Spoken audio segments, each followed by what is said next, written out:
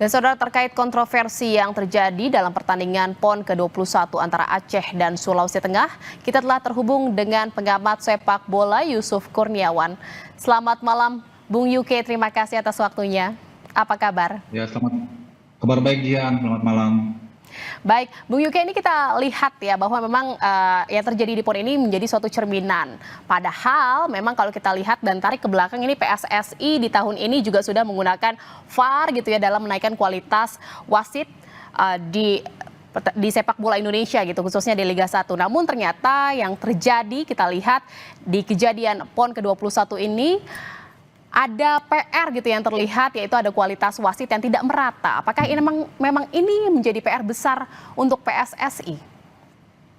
Iya, memang SDM wasit kita ini selalu menjadi sorotan. Pak Erik ini kan modelnya, prinsipnya itu dia prinsip lokomotif ya. Kalau kereta tuh dia tarik kepalanya dulu gitu, baru belakangnya ngikut. Sama di timnas juga kan dia coba melakukan transformasi yang luar biasa dengan mendatangkan pemain naturalisasi misalnya untuk supaya mengerek timnasnya agar gerbongnya naik.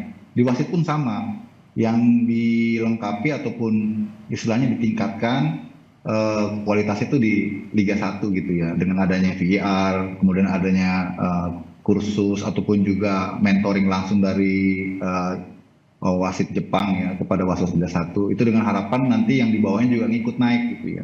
Tapi fenomena yang ada di PON ini sebenarnya sudah lama terjadi, di mana banyaknya dugaan-dugaan kecurangan, keberpihakan wasit itu bukan baru sekarang ya.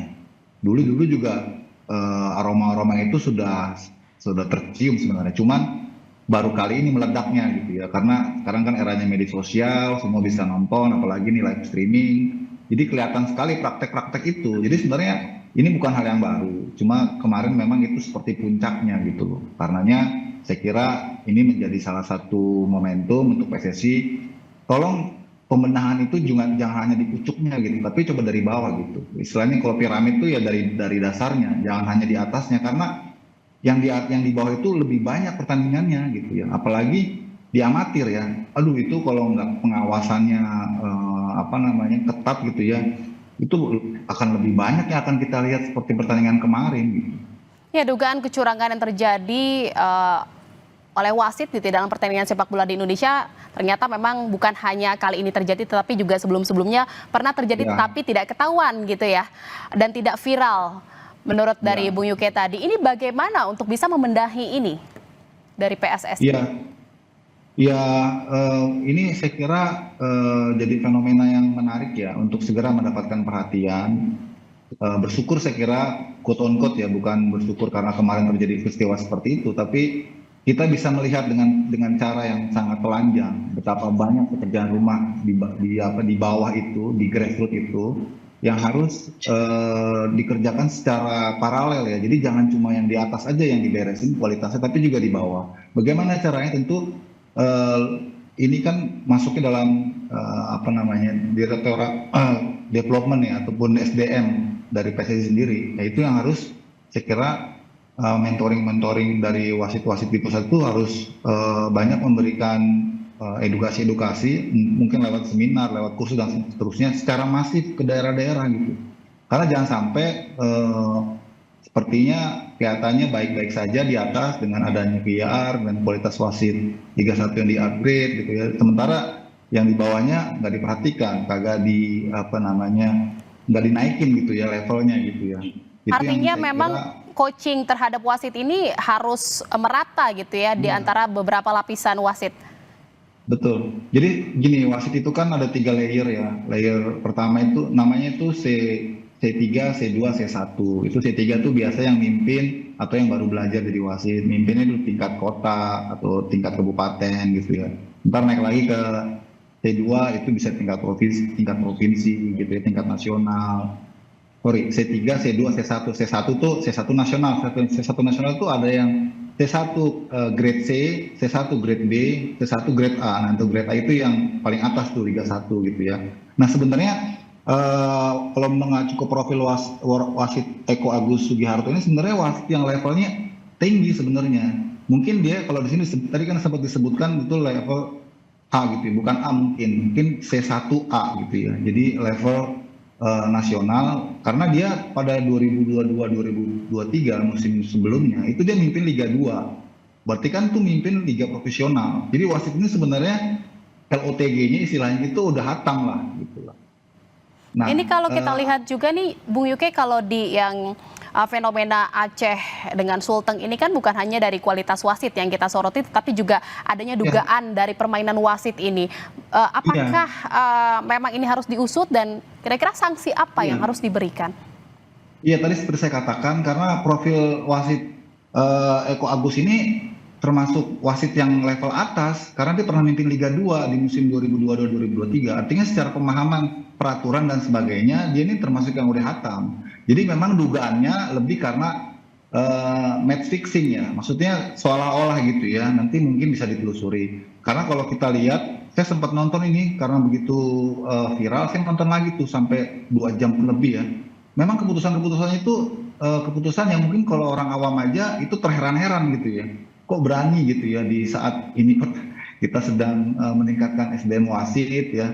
Dia berani-beraninya gitu membuat keputusan-keputusan kontroversial. Saya kira ini harus diselidiki bukan cuma dari si wasit yang memimpin di tengah, tapi seluruh perangkatnya gitu. Karena kan kalau misalnya ini memang misalnya gitu ya dugaannya match fixing, dia nggak mungkin sendirian itu pasti akan ada di belakangnya ataupun yang melindungi ataupun yang mengarahkan dan seterusnya gitu ya.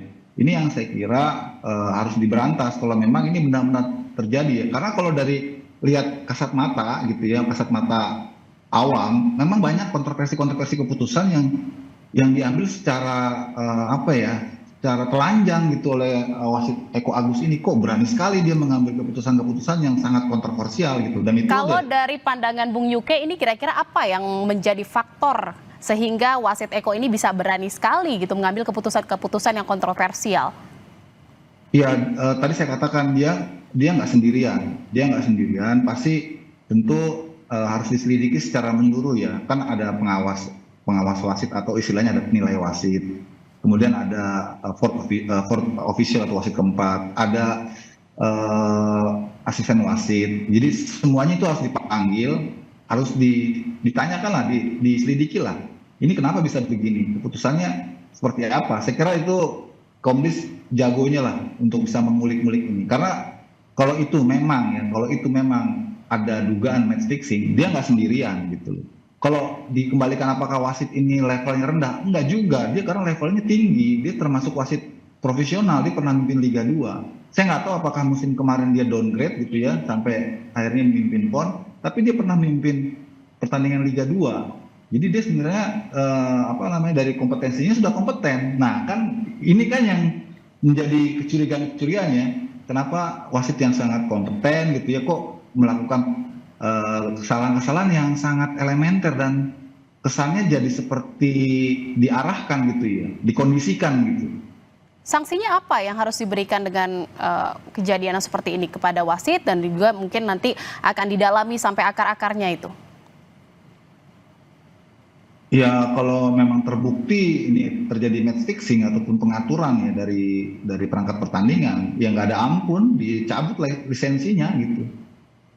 Saya kira Dicabut. itu udah itu hukuman yang paling rendah menurut saya. Karena bisa dipidanakan juga itu kalau memang ternyata sudah ada pengaturan ya, ada skandal pengaturan itu bisa dipidanakan juga. Tapi yang paling rendah ya dicabut lisensinya karena ini sudah merusak wajah persepak bola Indonesia yang sekarang sedang dibangun baik gitu ya.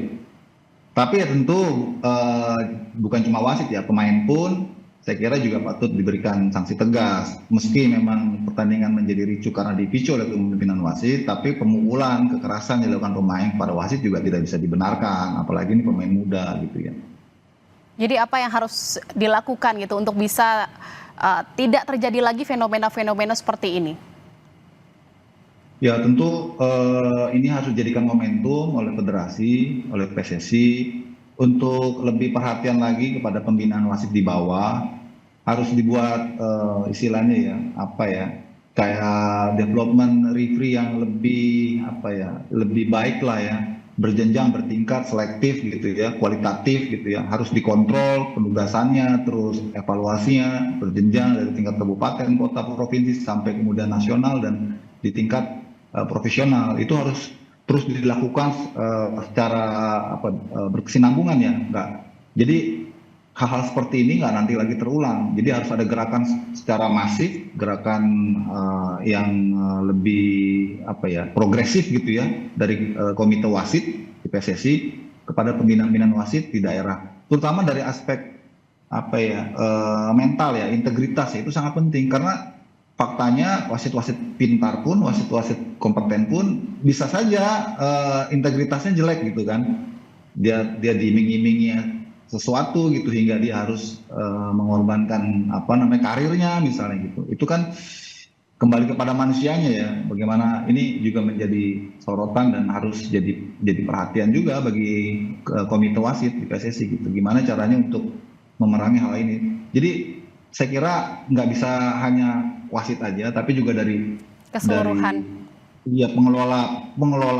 pengelola ataupun penyelenggara pertandingan. Seperti apa sih security-nya, pengamanannya terhadap wasit. Kan wasit juga bisa aja dia merasa terancam, kemudian dia tertekan, akhirnya dia membuat kesalahan, kan bisa aja. Jadi pembenahan bukan hanya fokus pada wasit saja, tetapi juga para pemain, para penyelenggara juga memang harus bersama-sama untuk bisa memperbaiki dan membenahi apa yang memang terjadi saat ini dan agar tidak terjadi di kemudian event berikutnya. Terima kasih atas pembahasannya, pengamat sepak bola Yusuf Kurniawan, Bung Yuke. Terima kasih, selamat malam, sehat selalu. Malam, ya.